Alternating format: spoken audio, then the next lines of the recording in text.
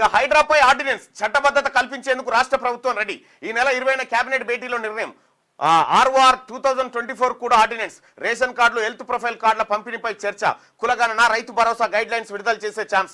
200 కొత్త పంచాయతీల ఏర్పాటుకు ఆమోదం. కబ్జాలపై ఉక్కుపాదం మోపుతున్న హైడ్రాకు చట్టబద్ధత కల్పించేందుకు రాష్ట్ర ప్రభుత్వం సిద్ధమవుతున్నది.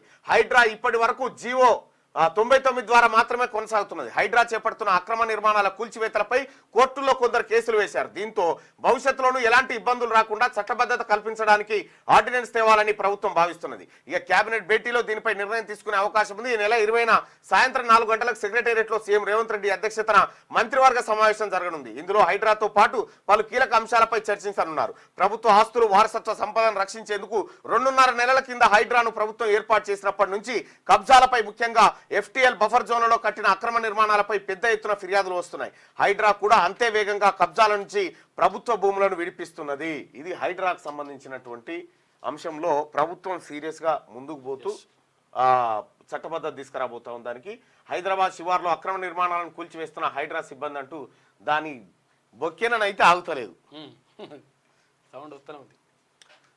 విషయాలకు వస్తే హైడ్రాపై ఆర్డినెన్స్ తీసుకొచ్చింది తెలంగాణ ప్రభుత్వం. ఎందుకంటే దానికి ఒక చట్టబద్ధత తీసుకురావాలి హైడ్రాకి అని చెప్పి ప్రభుత్వం ఆలోచన చేసి ఆర్డినెన్స్ తీసుకొచ్చింది. ఈ నెల అంటే 20 తారీఖు రోజు కేబినెట్ భేటీలు దీనిపై నిర్ణయం తీసుకొని వచ్చే నెల అసెంబ్లీ సమావేశాలు పెట్టి దానికి చట్టబద్ధత కల్పించాలనే ఉద్దేశంతో ప్రభుత్వం ఉన్నట్టుగా తెలుస్తూ ఉంది. ఈ వార్తను బట్టి చూస్తూ ఉంటే అయితే హైడ్రాని పదే పదే క్వశ్చన్ చేస్తూ ఉన్నారు.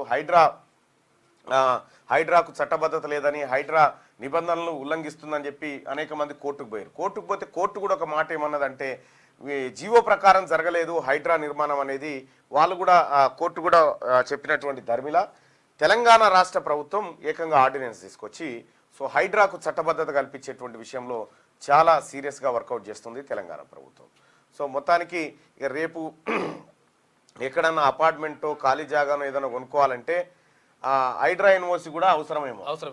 హైడ్రా ఎన్ఓసి ఇస్తే తప్ప కొనలేనటువంటి పరిస్థితి. వాస్తవానికి కూడా ఎక్కడన్నా ఓ ప్లాట్ కొనాలన్నా లేకపోతే ఓ ఫ్లాట్ కొనాలన్నా ఏం చేయాలన్నా కూడా ప్రజలు భయపడేటువంటి పరిస్థితికి వచ్చింది, ముఖ్యంగా హైదరాబాద్లో.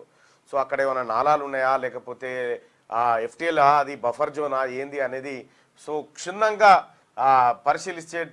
పరిశీలించిన తర్వాతనే ఒక అడుగు ముందుకేస్తా ఉన్నారు తప్ప లేకపోతే ముందుకు పోయేటువంటి పరిస్థితి అయితే కనిపించట్లేదు ఆ విషయంలో. ఇక ఇంతకుముందు లేక్ వ్యూ అంటుండే, ఇప్పుడు లేక్ వ్యూ ఉంటే కొంటలేరు. లేక్ వ్యూ లేదు, గీక్ వ్యూ లేదు, అన్ని క్యూలు పోయినాయి. లేక్ వ్యూల తెరువే పోతలేదు ఎవడు. చెరువు ఉందంటే కొంటలేదు, ఇంకా పక్కకు చెరువు ఉందంటే. చెరువు ఉందంటే కూడా ఎవడు కొనేటోడే దిక్కులేడు. క్యూ న్యూస్ ఛానల్లో పనిచేయటకు అనుభవం గల సీనియర్ వీడియో ఎడిటర్స్ కావాలను సంప్రదించవలసిన నెంబర్ 8688926084. qnewsads@gmail.com ను సంప్రదించండి. లైక్ చేయండి.